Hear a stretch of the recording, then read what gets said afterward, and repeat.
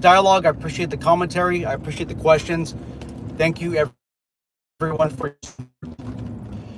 So, in today's video, I'm going to discuss the police background or law enforcement background process, in particular, the neighborhood canvass. The neighborhood canvass, what exactly is that? Before we begin, just as an introductory to this topic, I made maybe one or two videos where I did spend a significant amount of time talking about the police background process. One of those videos is in the top, I think like 5 or 3 recommended videos on YouTube for police background investigation process. Just to show you guys how significant that video is.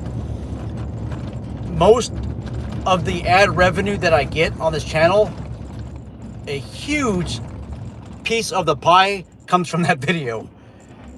Now, I don't make a lot of money on YouTube. I mean, this month I think it's like $130 or something like that a month for this month, and then last month it was like $150. I haven't made over $200. So when I say huge chunk, I'm just talking about dollars, guys. I mean, it's not much. But in that video, I made the mistake of talking about drinking a motor vehicle instead of drinking inside of a motor vehicle, and I've been blasted so many times in the comments on that video. Unfortunately, I can't redo it. If I redo it, it loses its YouTube and Google and search engine analytics, so it's not really a good thing. Anyhow, hey guys, so the neighborhood canvass is a thing in the background investigation process. If you're watching this video and you're wondering how this pertains to you, well, you might actually be visited by the background investigator. Maybe your neighbor, your friend. Well, usually a neighbor, right? Usually a neighbor put you down as a neighbor or put you down in the list, and the background investigator has some questions for you. So the way that a neighborhood canvass works is that the background investigator will show up to your neighborhood, sometimes unannounced, sometimes announced, and they will be knocking on doors. And typically what police leadership wants is the house to your left, the house to your right, the back neighbor sometimes, and then the one neighbor directly in front, and then sometimes the neighbor to the front left and to the front right. Now, let's just say the background investigator doesn't get an answer at any of the doors. What's the next step? Well, they're going to go to the neighbor that's all the way at the end of the street. Maybe another block if that house has eyes on you. But that's what usually happens. They'll just keep going further down. Now, a background investigator, in my honest opinion, should go to the neighborhoods when people are most likely going to be home. And that usually involves the evening hours. When I do it, I realize that if I go so employers, you normally want to visit them in the morning time, not too late in the afternoon, but actual neighborhood canvasses, I think, in my opinion, should be done when people are home. And again, that happens to be in the evening hours, sometimes late afternoon hours. And typically these background investigators, they don't want to keep making multiple trips back and forth, or some of them want to because they get the overtime, but that's a topic of another story. What they want to know, what the background investigators want to know, is how are you as a citizen? How are you as a member of the public? Do you treat your neighbors kindly? Are you argumentative with them all the time? Are you the one that plays the loud music every week? If you're the person that constantly disrupts your neighbors, they're not going to put in a good word for you, because the background investigator is going to ask, would you want this person who is your neighbor patrolling your streets, responding to calls for service that you initiate? They're going to ask that. They're going to ask about consumption of drugs, consumption of alcohol. And yes, we do know that marijuana is legal, at least in California. and in many other states, we know that alcohol is legal. But are you responsible? Are you a responsible user? Are you out there acting like a dumbass every single week? And that's what they want to know. Illegal operations. Do you have an illegal side business that involves selling cars? You know, that's another good question, because if you're selling cars, you're probably taking up all the spaces in the neighborhood for parking, which is very irritating, all for the business. And again, your neighbors are not going to put in a good word for you. Now, what if your neighbors don't know you? Is that a good thing? Yeah, it could. I think I'd make an argument it could be a good thing, because if they don't know you, and the background investigator will show a picture of you to them. Hey, do you know this person? No, that could be a good thing.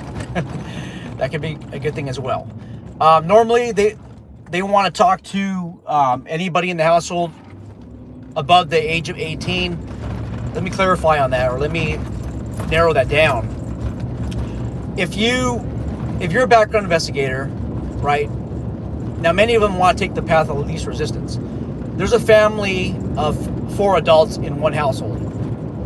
You got an 18-year-old, a 28-year-old, and then you got like a 50-year-old man, I don't know, 47-year-old woman, or vice versa. And everybody but the 18-year-old is always at work or never home. Well, if you're the background investigator, you're going to take the path of least resistance, and that 18-year-old that you contact is going to be it. It's going to be, they're not going to keep going back for multiple interviews. What I'm saying is, you should be nice and courteous to everybody in the household, even that 10-year-old kid. Even that 10-year-old kid that might annoy you, or that 12-year-old kid, you got to be courteous to them, because that 12-year-old eventually is going to be 18. Eventually is going to be 19 years old. These are just things to think about. Let me just go through the comments before I head further on my trip today. Make sure I don't leave anything out. Mr. Fusion is in the comments. Welcome. He said, how is the process different if I'm out of state? I highly doubt the background investigator is going to fly to talk to my neighbors. I disagree, because I did a background for NYPD. So I'm in California, and a contractor from NYPD reached out to me to do a neighborhood canvas. So I had to knock on neighbors' doors and fill out the questionnaire. So no, it happens. It happens all the time. It doesn't matter if you're in Las Vegas, Florida, elsewhere. That agency is most likely going to hire an independent contractor, and then that contractor, it might actually contract with another contractor in another state who happens to be a private investigator. So I am a licensed private investigator, and I'm authorized to do backgrounds because I have a background investigator certificate, and then I have the license. So as a secondary choice of employment, I could do neighborhood canvas. Mr. Unknown says, welcome from NYC, New York City. Welcome. So yeah, once again, I did one NYPD neighborhood canvas background, and I'm in California. Some of these background investigators, they form friendships all over the place. I would bet you that the NYPD, which has a full-time background investigation unit, has made friends with LAPD, which, by the way, has a full-time background investigation unit. Hey, can you do me a favor, little Chucky or little Bob? Can you do me a favor? Go to this house, 123 Main Street, LA, and help me out with a neighborhood canvas. Hey, no problem, Sally. I'll help you out. And then next week, Sally calls little Bob or little Chucky or whatever crazy names I gave these characters. Hey, can you help me out on 520 Broadway Street? I got a neighborhood canvas, and there's a couple of neighbors I need to talk to. Can you help me out? hey, you know what? I'm kind of busy. Look, could you just drop by real fast and just give me the phone numbers of those neighbors? Just knock on the door, give me the phone numbers, and then I'll do the rest. Yeah, no problem. I'll hook you up. That's how it usually works. Las Vegas Metro, full-time background investigation unit, the same thing. I'm sure in Detroit, full-time background investigation unit, same thing. Now, there's some agencies that maybe they don't do the neighborhood canvas, but in California, California law enforcement agencies are required by POST, the Peace Officer Standards and Training, to do a neighborhood canvas.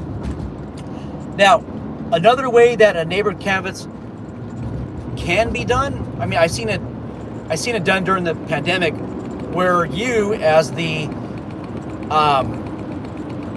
applicant, will have to knock on the doors of your neighbors and get their contact information, their name, first name, last name, phone number. I saw that, and I also know of background investigators that will require you to get the names, phone numbers, contact information, address of your neighbors.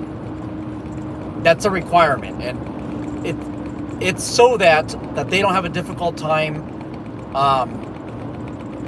going to your neighborhood and knocking on doors where no one's going to answer. That's what usually happens. Now, you might be saying, "Hey, Sean, I don't get along with my neighbors." Okay, all of them? Yeah, all of them.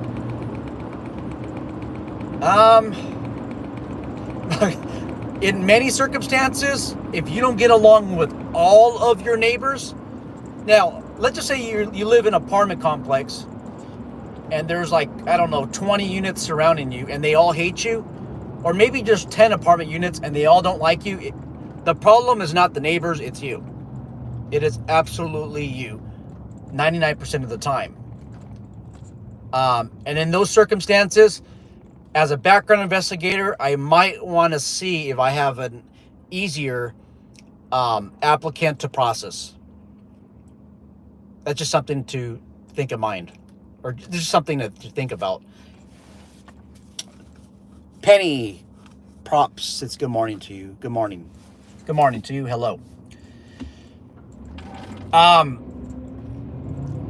If you're like shy, you're quiet, you're reserved, kind of like me, other than YouTube, you're gonna have to knock on your neighbors' doors, guys, and be nice to your neighbors. I don't know if you guys go out and walk to the mailbox. Go out to the mailbox and say hi to people. It's gonna help you in the long run. And the point of time to greet your neighbors, it's not tomorrow, it's not yesterday. This includes like years in advance, sometimes months in advance, because it just looks fake if yesterday you met your neighbors and you've been neighbors for 30 years or 20 years, and yesterday you met them and all of a sudden you have background investigation at 5:00 p.m. today, a canvas. It just doesn't seem original. So do that. Again, if you're that person that says, "I don't get along with all my neighbors," it's probably you. It's probably you, and you're gonna have a really difficult time getting hired. If you're the person that says, I just don't talk to my neighbors, but I don't cause problems in the neighborhood, they never complain. I think you're gonna have a way better chance of getting hired. I mean, you don't have to go out and talk to your neighbors. I'm just saying that it helps. But yeah, if you're the person who just kind of, everything is kept to yourself, I normally don't see a problem with the neighborhood canvas. It's the people, it's the applicants out there that cause problem are the ones that are going to generate negative criticism, negative comments about you. If you're just chiming in, you might be wondering what are the questions that are asked of your neighbors. Basically, how's this neighbor's drug use, alcohol use? How do they resolve conflict? Have you seen them driving DUI? Do you know that they're part of a criminal street gang? And how's their behavior in the neighborhood? I mean, there's usually about 5 or 6 questions. Normally, you don't want to ask neighbor 20 or 30 questions because you're gonna you're never going to leave the neighborhood. And there's some pretty sketchy neighborhoods out there. I mean, there's some bad ones. Now, if you live in a drug-infested neighborhood, I see why you're hesitant to tell your neighbors, hey, you know what, I'm going through. Now, I think you should tell your neighbors after meeting them that you're going through a police. I think it keeps things transparent, and I think you're more likely going to get cooperation, because the police just show up to the door. They might not want to answer, right? But hey, if it's something to help you out, maybe more so the answer. But I do understand that some neighborhoods, they're anti-police. And then, maybe you don't want to tell everybody around the whole block that you want to be a cop. And I get it. But if there's just one person that you trust in that neighborhood, I think it's worthwhile to get their contact information, introduce yourself. I think it's worth it. Even all of these crack neighborhoods, there's always good people in them. And if you're saying, well, no, every single room in that house is a troublemaker, I would highly disagree. If you continue to walk down your street, there's always a good person. So that's all I got. If you guys have any questions, concerns, any stories about background investigators doing a neighbor canvas, let me know. If you guys have any other questions about the background process, go to my other videos. Just type in how to pass a police background investigation, and one or two of my videos will pop up, and watch that. And then if you have questions about something I didn't answer, then you can always ask. That's not a problem. If you're going through the process, keep us updated, guys. I look through all the comments, and I hope that if you want to become a law enforcement officer, I hope that you get your job. And it's so satisfying to see my subscribers get those career choices. Take care, guys.